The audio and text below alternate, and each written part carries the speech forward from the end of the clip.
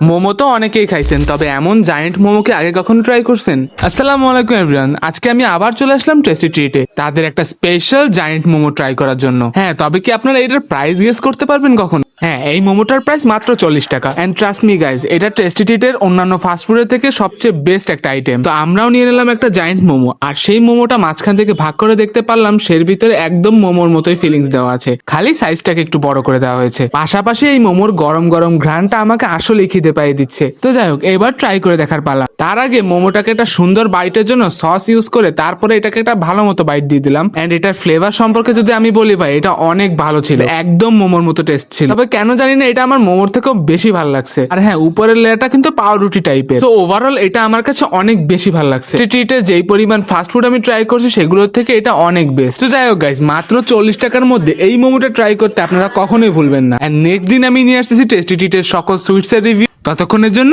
Bye bye.